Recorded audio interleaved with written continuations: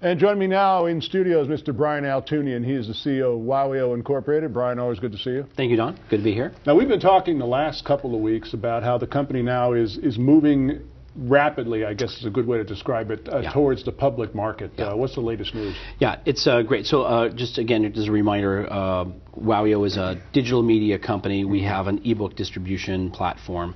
We've got a patent that allows us to insert ads into ebooks. And so, you know, it's a growing industry with iPads and now the new Kindle devices and the Nook devices. It's a growing distribution company, growing distribution outlet, big space, patented technology. Great opportunity for a public company.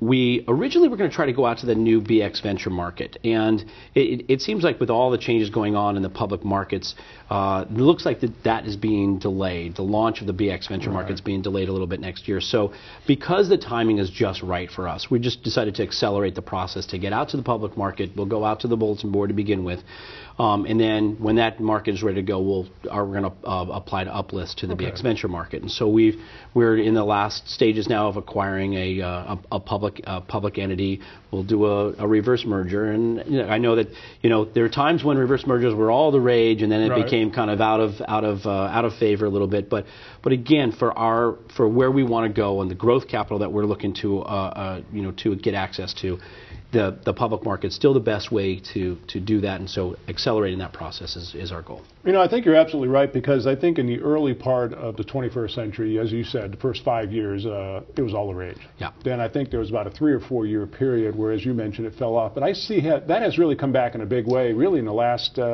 24 to 30 months. Well, what seems to happen is that when a lot of folks flock to one particular venue, then the regulators come in and they look at how they can make sure that everybody's complying with the standards. And so once and it's like a pendulum swing, and seems to be over-regulation, which then curbs curbs all of the activity, and then all of a sudden people go, well, now that it's regulated and it's a legitimate way to go, and it's a process for companies that really want to move out of the development phase and into a real execution phase of their business. They're looking for the I don't want to call it the easy way out, because it's not an easy way out, but one of the ways to accelerate the process. This still stands as one of those avenues. And again, I think that that this SEC and FINRA has done a great job at sort of weeding out a lot of the crazy activity that's happened at the pinks and the bulletin board level. And I think that now really looking at a way to help legitimize early stage companies, and this is still a good avenue to go. We're in our 16th year of doing this program, and over those years we've seen so many companies that are on the cusp of something brand new, a new technology, a new product. And you really encompass that, because with the e-book space, that's something that really is so very new. I mean, really less than 3 to 5 years old as far as a technology. And now it's really ballooned into a commercial enterprise. And you've got this patent. Tell us about the patent. Yeah, no, we feel really good about that. I think part of the issue is, how do you get content into the largest number of hands as possible? And I think what's happened in the digital space is, as we've seen, on my iPad, I can watch television on my iPad now, and it's absolutely crazy. So now that devices can handle the content, now there's this hunger for more content, and content that had limited access before. So the traditional publishing houses were really kind of restricting how access to content was derived. Now with digital, it's like a whole new world. For us, we always looked at how was that going to be paid for, because at the end of the day, digital distribution and distribution of any kind, really of any kind of media, always has had an advertising component to it. So having the ability to put ads in ebooks, and again, not obtrusive, not intrusive, really tastefully done, cater to the demographic of the reader.